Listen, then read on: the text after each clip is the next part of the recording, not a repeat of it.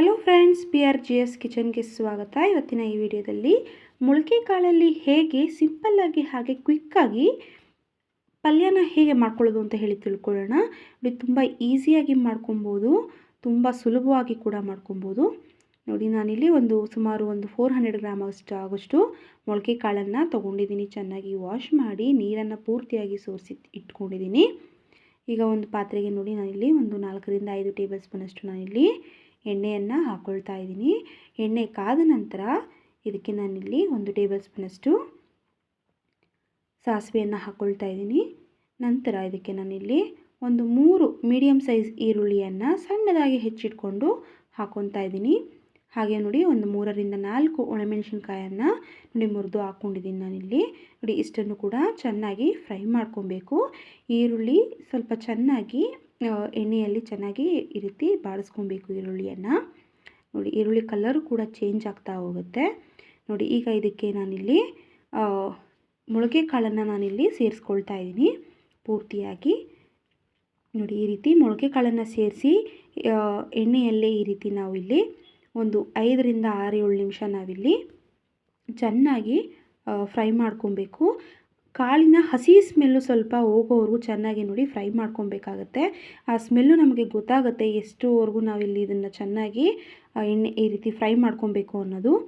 ಇದಕ್ಕೆ ನಾನಿಲ್ಲಿ 1/4 ಟೇಬಲ್ ಸ್ಪೂನಷ್ಟು ಅರಿಶಿನ ಸೇರಿಸ್ಕೊಳ್ತಾ ಇದ್ದೀನಿ. ಹಾಗೆ ರುಚಿಗೆ ತಕ್ಕಷ್ಟು ಉಪ್ಪನ್ನು ಸೇರಿಸಿ ನೋಡಿ ಚೆನ್ನಾಗಿ ನಾನಿಲ್ಲಿ ಮಿಕ್ಸ್ ಮಾಡಿಕೊಂಡು ಬೇಯಿಸ್ಕೊಳ್ತಾ ಇದ್ದೀನಿ. ಸುಮಾರು ಇದೇ ರೀತಿ ನಾವಿಲ್ಲಿ 5 ರಿಂದ 6 ನಿಮಿಷ ಚೆನ್ನಾಗಿ ನೋಡಿ ಈ ರೀತಿ ಬೇಯಿಸ್ಕೊಬೇಕು. ಕಾಳಿನ ಹಸಿ ಸ್ಮೆಲ್ಲೆಲ್ಲ ಪೂರ್ತಿಯಾಗಿ ಹೋಗುತ್ತೆ. ಅದು ಬೆಂದಿರೋದು ಕೂಡ ನಮಗೆ ಗೊತ್ತಾಗುತ್ತೆ ಎಷ್ಟು ಚೆನ್ನಾಗಿ ಬೆಂದಿದೆ ಅಂತ ಹೇಳಿ.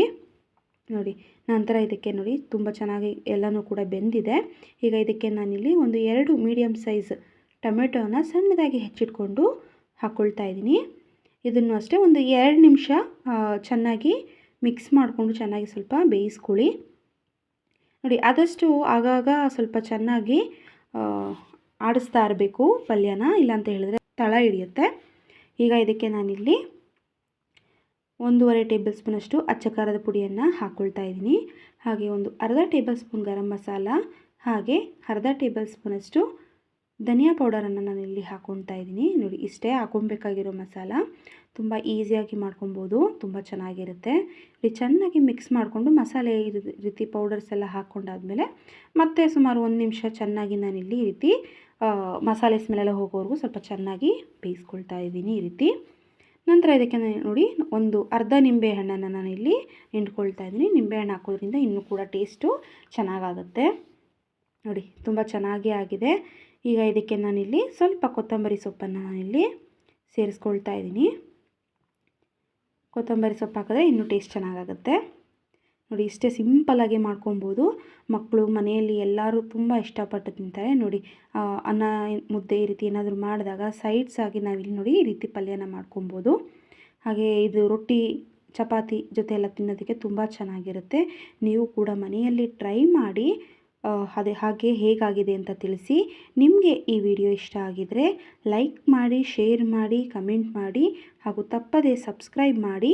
ಇನ್ನು ಯಾರ್ಯಾರು ಚಾನಲನ್ನು ಸಬ್ಸ್ಕ್ರೈಬ್ ಮಾಡಿಲ್ಲ ಆದಷ್ಟು ಬೇಗ ಸಬ್ಸ್ಕ್ರೈಬ್ ಮಾಡಿ. Thank you.